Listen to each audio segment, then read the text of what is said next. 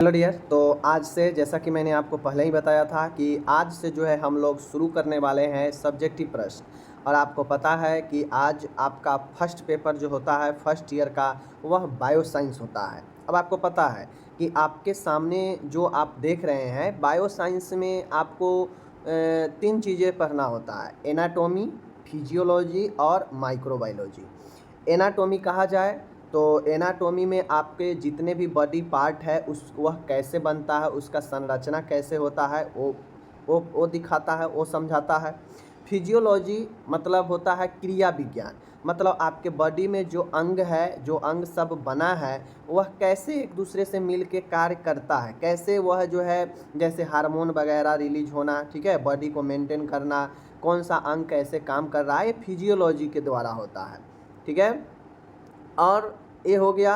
अब हमारा आता है माइक्रोबायोलॉजी। माइक्रोबायोलॉजी वह सूक्ष्म जीव विज्ञान के बारे में पढ़ना है, जिससे हमें पता चलता है कि रोग कैसे होता है, ठीक है, रोग के क्या कारण होते हैं, ठीक है ना, संक्रमण कैसे फैलता है, संक्रमण को कैसे कंट्रोल किया जा सकता है, एंटीबायोटिक क्या होता है, ठीक है, हर एक बीमारी में एंटीबायोटिक कैसे काम आता है। तो ये सब आपको बताता है माइक्रोबायोलॉजी में। समझ गए चीज़ें को। तो आज के इस वीडियो के शुरुआत में हम लोग इंट्रोडक्शन समझेंगे। इंट्रोडक्शन फर्स्ट यूनिट आपका इंट्रोडक्शन ही है, जिसमें आपका पहला प्रश्न आप लोग देख सकते हैं। मैं बता दूं, नोट्स आपको मिल जाएगा nursingyan.com per unit wise notes वहां पे मिल जाएगा, पीडीएफ में डाउनलोड कर लीजिएगा। बाकी जब तक आप वीडियो नहीं देखिएगा आप लोग नहीं समझ पाइएगा, तो वीडियो देखना बहुत महत्वपूर्ण होता है, बातें वो समझिएगा। अब यहाँ पे फर्स्ट ऑफ ऑल जो अपने पास जो क्वेश्चन है आप लोग देख सकते हैं यहाँ पे, what do you mean with human anatomy and physiology. बातें को समझ गए। कहने का अर्थ है कि शरीर रचना विज्ञान जो ही एनाटॉमी और शरीर क्रिया विज्ञान वही फिजियोलॉजी, दोनों से क्या समझते हैं। सबसे पहले हमें यही समझाना है कि एनाटॉमी क्या होता है, यानी ये जो है एनाटॉमी और फिजियोलॉजी क्या होता है। देखिए, शरीर विज्ञान को समझने के लिए इसे दो भागों में विभक्त किया गया है। हम अपने बॉडी को, शरीर विज्ञान को समझ गए, अगर समझना चाहते हैं तो इसे दो पार्ट में बांट दिया गया है। पहला जो पार्ट है वो है शरीर रचना विज्ञान, जिसे एनाटॉमी कहते हैं। ठीक है, एनाटॉमी में बॉडी के हर एक पार्ट के कैसे संरचना होता है, शरीर का कैसे निर्माण होता है, इसको पढ़ना है। और दूसरा जो है वह क्रिया विज्ञान है, फिजियोलॉजी है, जिसमें हमको शरीर के हर एक अंग एक दूसरे से मिलकर कैसे काम करता है, बॉडी कैसे फंक्शन करता है, इसके बारे में हमको यह क्रिया विज्ञान फिजियोलॉजी में पढ़ना है। समझ गए चीज़ें को। आगे चलिए, एकदम अच्छे से समझिए, कोई दिक्कत नहीं होगा आप लोग को, बस समझ के चलना है, ठीक है ना। अब यहाँ पे आप लोग समझ लीजिए कि एनाटॉमी क्या होता है। बातें को समझिए, एनाटॉमी क्या होता है, बातें को समझिएगा। एनाटॉमी जो होता है माय डियर आपके सामने में है, देख लीजिए। एनाटॉमी शरीर रचना विज्ञान, ठीक है ना। शरीर रचना विज्ञान जो क्या होता है आप लोग को यहाँ पे मैं समझा रहा हूँ, ठीक है। तो यहाँ पे है शरीर रचना विज्ञान। अब देखिए शरीर रचना विज्ञान क्या कहता है। देखिए यहाँ पे शरीर रचना विज्ञान एनाटॉमी वह विज्ञान जिसके द्वारा मनुष्य के समस्त शरीर की रचना। अब देखिए मैं यहाँ पे इंग्लिश इसलिए नहीं लिखा हूँ क्योंकि नोट्स आप डाउनलोड कीजिएगा ना, तो वहाँ पे हिंदी और इंग्लिश दोनों में नोट्स दिया गया है। तो जो इंग्लिश वाले हैं वीडियो को समझ लीजिए और इंग्लिश आप नोट्स से अपना नोट्स बनाइए, पढ़िए, आपका है, ठीक है। हिंदी इंग्लिश दोनों में नोट्स दिए गए हैं nursingyan.com पे।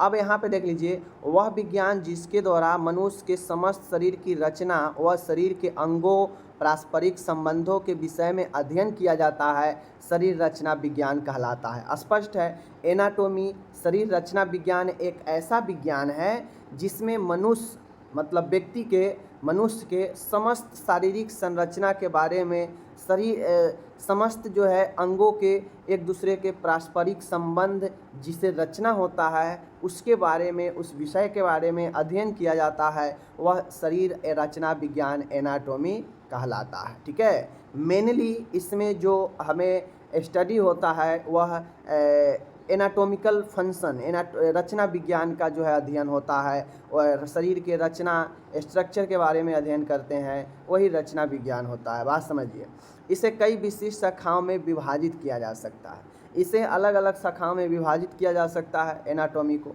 टेंशन नहीं लीजिएगा, समझ गए। चलिए अब यहाँ पे आता है आपके सामने में है, देख लीजिए कहता है फिजियोलॉजी क्या है।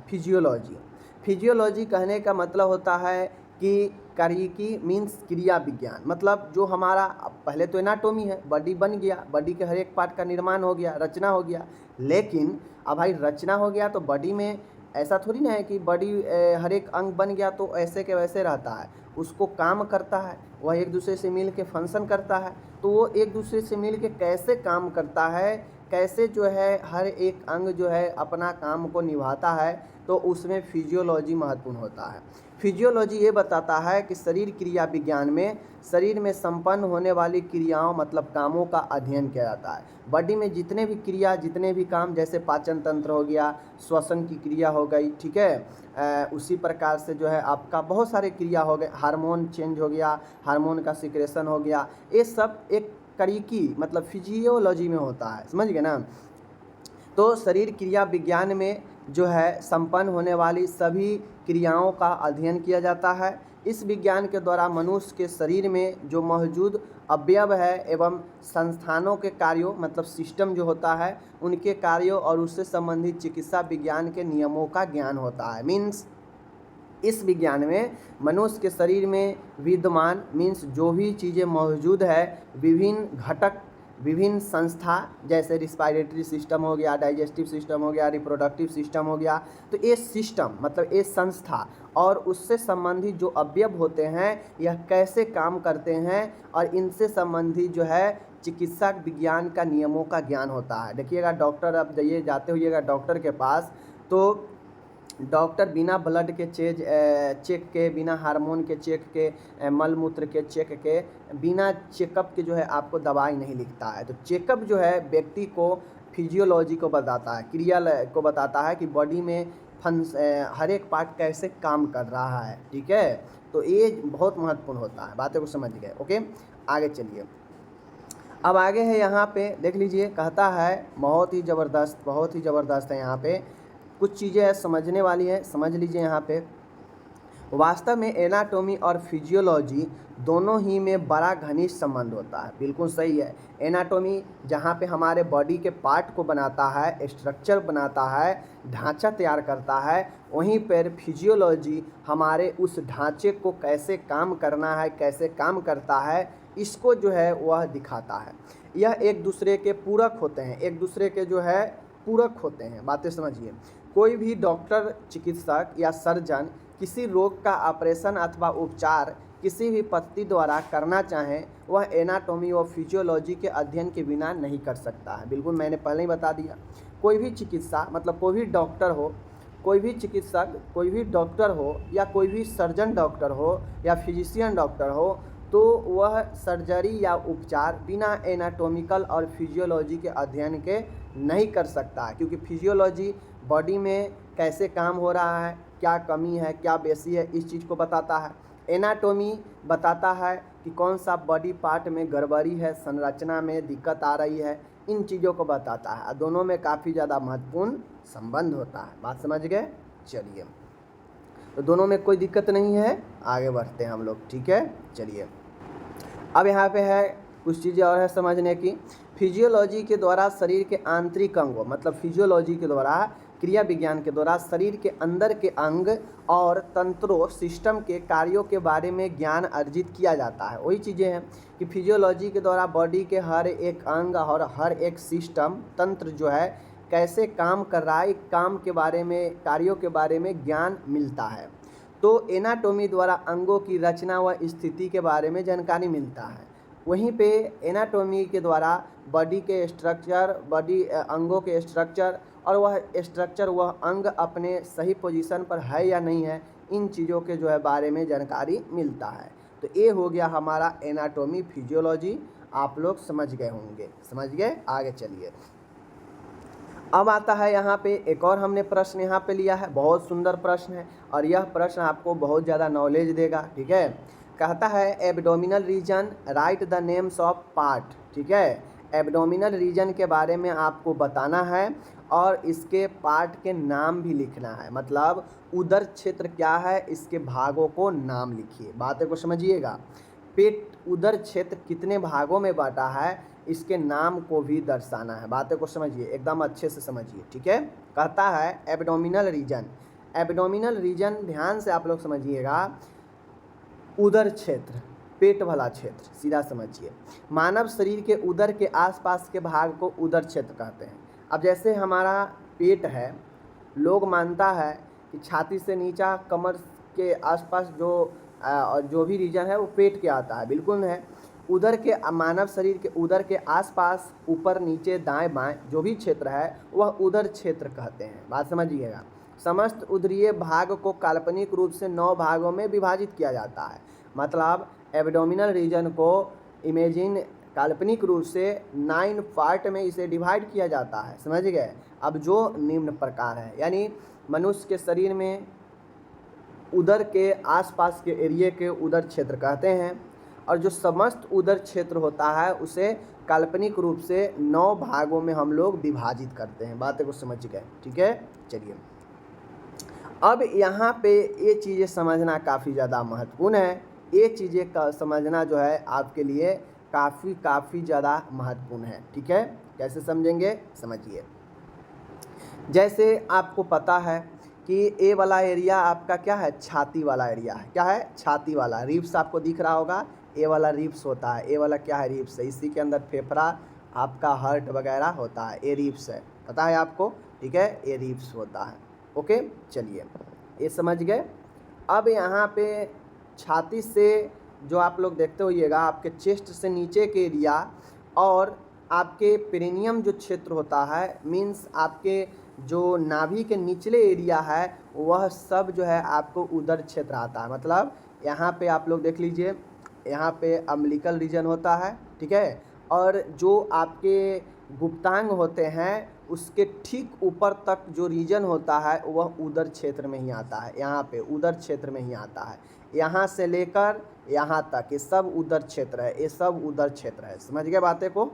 चलिए, अब इसको समझना क्यों जरूरी है। आपके बार बार आएगा hypochondriac region, epigastric region, umbilical region, ये सब बहुत आएगा आपको आगे, समझ गए। चलिए, देख लीजिए, यहाँ पे आपको ध्यान देना है कि 9 पार्ट में विभाजित किया गया है, समझ गए।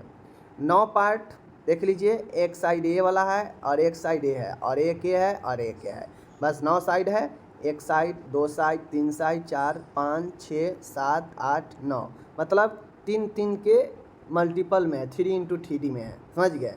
अब आपको ध्यान में रखना है, बड़ी आसानी है याद करना में। ये जो बीच वाला पार्ट है, देखिए, चेस्ट और पेट के ऊपर वाला ठीक ए वाला जो भाग है, जो आपके पेट के ऊपरी भाग है, चेस्ट के ठीक नीचा वाला भाग है, यह भाग जो आपका होता है, यह भाग आपका एपिगैस्ट्रिक रीजन कहलाता है, समझ गए। अब कभी कभी गैस के कारण आपके छाती में भी दर्द होने लगता है, तो डॉक्टर आपको लिखते हैं पेन इन एपिगैस्ट्रिक रीजन, यानी जो गैस अगर आपके छाती के ऊपर वाले भाग में चढ़ जाता है तो वह एपिगैस्ट्रिक में दर्द होने लगता है। बात समझिएगा। जो ठीक आपके चेस्ट से नीचे और ठीक पेट से ऊपर वाला रीजन होता है, यह एपिगैस्ट्रिक रीजन होता है, बीच वाला, समझ गए। अभी बीच वाला ध्यान दीजिए। उसके वाला हम लोग जानते हैं बीच में नाभि होता है, नाभि को अम्बिलिकल कहते हैं, तो यह अम्बिलिकल रीजन हो जाएगा, बीच वाला, नाभि वाला। और ठीक उसके नीचे वाला हाइपोगैस्ट्रिक रीजन होगा। क्या चीज़, हाइपोगैस्ट्रिक रीजन होता है, हाइपोगैस्ट्रिक, ध्यान रखिएगा। सबसे ऊपर एपिगैस्ट्रिक रीजन, बीच वाला अम्बिलिकल रीजन और सबसे नीचे वाला हाइपोगैस्ट्रिक रीजन, ठीक है, हाइपोगैस्ट्रिक रीजन। समझ गए चीज़ों को। चलिए, अब याद करना बड़ी आसान है। आपके इस साइड राइट है और ये आपका लेफ्ट साइड है, बात समझिए, ठीक है। बॉडी पार्ट के यह राइट साइड है और यह लेफ्ट साइड है।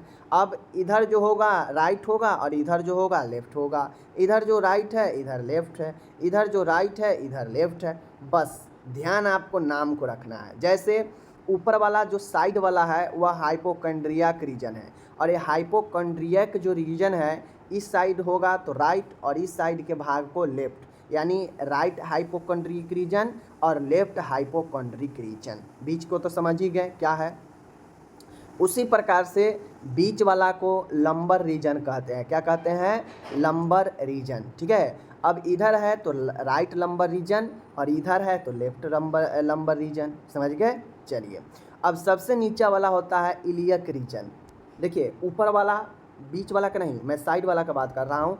ऊपर होगा तो हाइपोकॉन्ड्रिक रीजन, बीच वाला होगा तो लंबर रीजन, ये पेट लंबर जो होता है पेट वाला, एब्डोमिनल वाला, बीच में ही तो ज़्यादातर पेट का भाग होता है ना, ठीक है, तो वो लंबर रीजन। और सबसे नीचा होता है इलियक रीजन, ठीक है। इलियक रीजन क्यों? क्योंकि यहाँ पे एक इलियक जो है आपके बोन होता है, वह जो है कनेक्ट होता है, बातें समझिएगा, ठीक है, तो इसलिए इसे इलियक रीजन कहते हैं। ओके, अब यहाँ पे आप लोग ध्यान दीजिएगा माय डियर, आप लोग आसानी से समझ गए होंगे, बीच में एपीगैस्ट्रिक, बीच में अम्बलिकल और नीचे हाइपोगैस्ट्रिक, समझ गए। सबसे ऊपर बात करेगा साइड वाला तो हाइपोकॉन्ड्रियाइक रीजन, इधर है तो राइट, इधर है तो लेफ्ट। बीच वाला लंबर रीजन, इधर है तो राइट लंबर, इधर है तो लेफ्ट लंबर, ठीक है। नीचे होगा इलियक रीजन, इलियक में इधर राइट और इधर लेफ्ट, समझ गए चीज़ों को। चलिए ये हो गया आपको क्लियर, उम्मीद है आप लोगों को क्लियर हो गया होगा, देख लीजिए, समझ गए। चलिए अब यहाँ पे बातें आ रहा है माय डियर, आप लोग एकदम स्पष्ट रूप से देख लीजिए, मैं आपको बता देता हूँ। बातें यहाँ पे आ रहा है कि देख लीजिए, ध्यान से देखिएगा कि शरीर के मुख्य गुहाओं का वर्णन कीजिए, चित्र भी बनाइए। ये चीज़ें कैविटी को समझना काफ़ी महत्वपूर्ण है। कैविटीज को अगर आप नहीं समझेंगे तो यह आपको सेकेंड ईयर थर्ड ईयर में भी हमेशा परेशान करेगा, बात समझिए। शरीर के, देख लीजिए कैविटी क्या होता है, शरीर के आंतरिक अंगों अथवा शरीर के आंतरिक द्रव्यों के बारे में सही जानकारी प्राप्त करने के लिए कुछ गुहाओं के बारे में भी जानकारी लेना बहुत आवश्यक है। शरीर की गुहाओं के निम्नलिखित भागों में विभाजित किया गया। अब आप कहेंगे यह गुहा क्या होता है? देखिए गुहा एक प्रकार का बॉडी के अंदर एक ऐसे रचना होते हैं जो एक गड्ढा, जो एक छिद्र, एक गड्ढा के रूप में कह सकते हैं। अब वह गड्ढा क्या करता है कैविटी, कि किसी भी ऑर्गेन को अपने कैविटी में रहना बहुत ज़रूरी होता है और उस कैविटी में वह ऑर्गेन फिट होता है। यह एक गड्ढा नुमा संरचना होता है कैविटी, जिसमें ऑर्गेन हो, कोई फ्लूइड हो, जमा होता है, समझ गए। तो ये चीज़ें ध्यान में रखिएगा, ठीक है।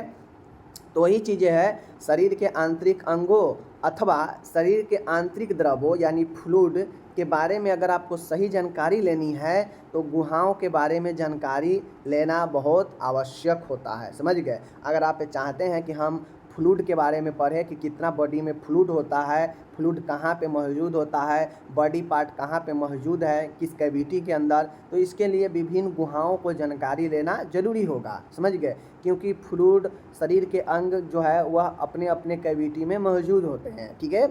शरीर की गुहाओं को निम्नलिखित भागों में विभाजित किया गया है।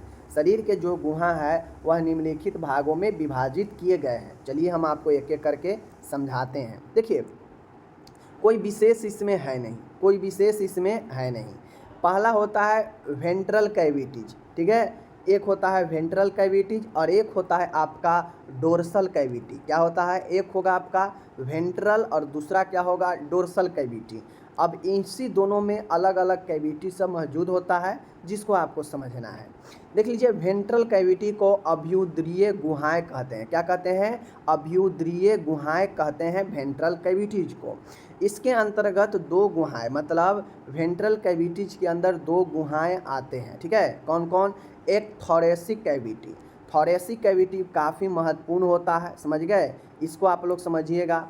जो थोरेसिक कैविटी होता है वह हमारे छाती, चेस्ट के आसपास के रीजन को जो है हमें मौजूद होता है, ठीक है।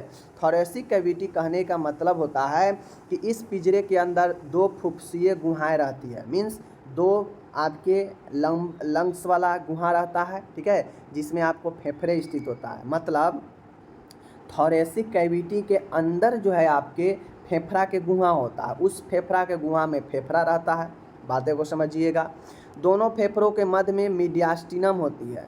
दोनों फेफड़ों के बीच में एक खाली जगह मीडियास्टिनम होता है, समझ गए, जिसमें हृदय से संलग्न महाधमनी, महाशिरा व ग्रास नली, oesophagus, trachea, thymus gland, lymph nodes, vagus तंत्रिका आदि होते हैं। देखिए जैसे मान गए इस साइड आपका फेफड़ा है, ठीक है, और इस साइड फेफड़ा है, बातें समझिएगा।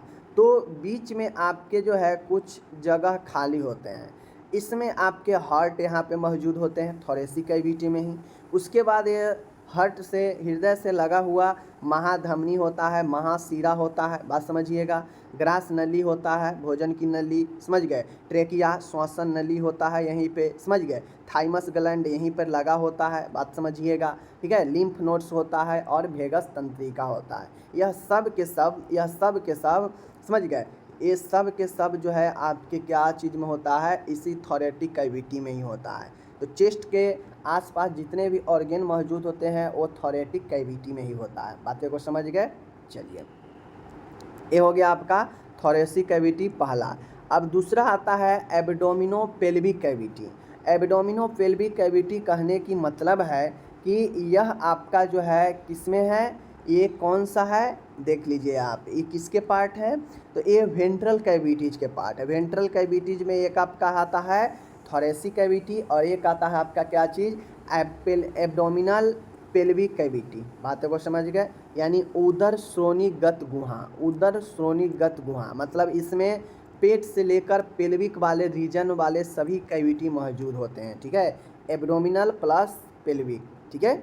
चलिए देख लीजिए, इस कैविटी में देख लीजिए, ये जो होता है नीचे के साइड डायफ्राम के नीचे से लेकर श्रोणी तक दो गुहाएं होते हैं, जिसमें ऊपर से एब्डोमिनल कैविटी और नीचे से पेल्विक कैविटी। मतलब जो आप देखते हैं ना, हमारा डायफ्राम ऐसे होता है, इसके ऊपर फेफड़ा होता है, दोनों फेफड़ा हार्ट होता है लगा होता है, और नीचे ये जो आपका ये डायफ्राम है, डायफ्राम के नीचे एब्डोमिनल रीजन शुरू हो जाता है, पेट वाला क्षेत्र। तो पेट वाला क्षेत्र में डायफ्राम से नीचे दो कैविटी, पेट वाला क्षेत्र, और एक नीचे होता है पेल्विक कैविटी, एक एब्डोमिनल कैविटी एक पेल्विक कैविटी, बातें को समझिएगा, ठीक है।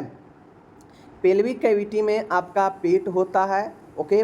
बड़ी आंत, छोटी आंत, प्लीहा, अग्नाशय, पित्ताशय, यकृत, ब्रेक, मूत्रनली आदि स्थित होते हैं। मतलब जितने भी पाचन तंत्र और उत्सर्जन वाला चीज़ें हैं वह आपके एब्डोमिनल कैविटी में स्थित होता है, एब्डोमिनल कैविटी में, बातें को समझिएगा। जैसे हो गया पेट, हो गया बड़ी आंत, छोटी आंत, स्प्लीन, पैंक्रियाज, पित्ताशय, यकृत, किडनी, यूरेटर, ये सब एब्डोमिनल रीजन में होता है, समझ गए।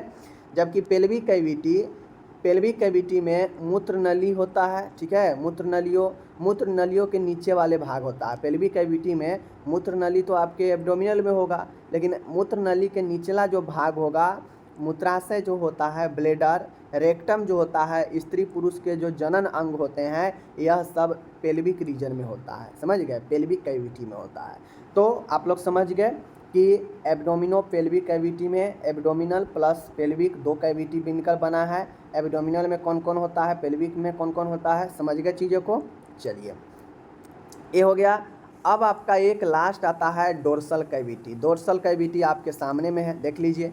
इसे कहते हैं पृष्ठीय गुहा, ठीक है, पृष्ठीय गुहा। पृष्ठीय डोर्सल कैविटी, इसके अंतर्गत कपालीय गुहा, क्रेनियल कैविटी, स्पाइनल कैविटी आती है, ठीक है। डोर्सल कैविटी में ज़्यादा चीज़ें मौजूद नहीं होता है, बस इसमें क्रेनियल कैविटी जो आपके खोपड़ी वाला होता है, और स्पाइनल कैविटी जो आपके स्पाइनल के अंदर जो जो चीज़ें रहता है, तो ये दो कैविटी आते हैं। कपालीय गुहा शरीर में सबसे ऊपर मस्तिष्क में होता है, ब्रेन वाला, और स्पाइनल गुहा पीठ के मध्य में मेरु रज्जु में होता है, समझ गए। तो ये दो कैविटी डोर्सल कैविटी में आते हैं।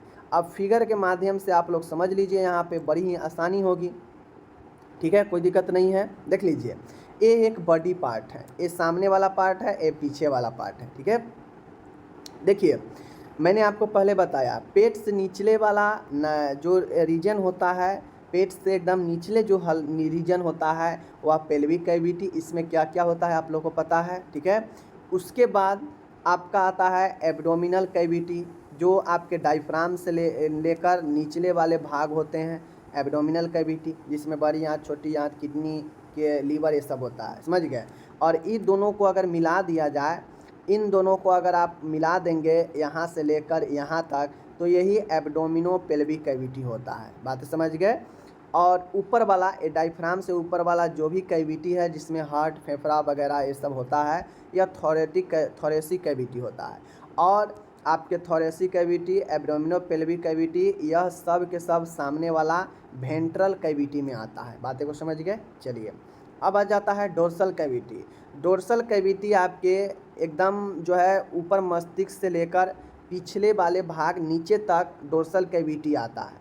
इसमें आपको दो ही होता है, एक होता है ब्रेन में क्रेनियल कैविटी जिसमें आपका मस्तिष्क होता है, और दूसरा होता है स्पाइनल कैविटी जिसमें आपका स्पाइनल कोर्ड होता है, स्पाइनल CSF फ्लूइड होता है, ये सब होता है। बातें को समझ गए? तो यही डोर्सल होता है, यही वेंट्रल होता है। कैविटी भी आप लोग समझ गए होंगे, बड़ी ही आसानी से मैंने समझा दिया। अब आपको इसका PDF नोट्स हिंदी और इंग्लिश में nursingyan.com पर मिल जाएगा, ठीक है।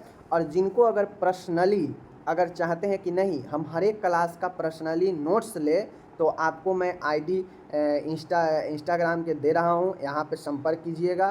कहिएगा कि मेरे को PDF लेना है डेली क्लास का, तो डेली क्लास का आपको PDF दे दिया जाएगा, बट उसके आपको लिए मेरे से बात करना पड़ेगा, ठीक है। चलिए मिलेंगे अगले वीडियो में, अपना ख्याल रखिएगा। ओके।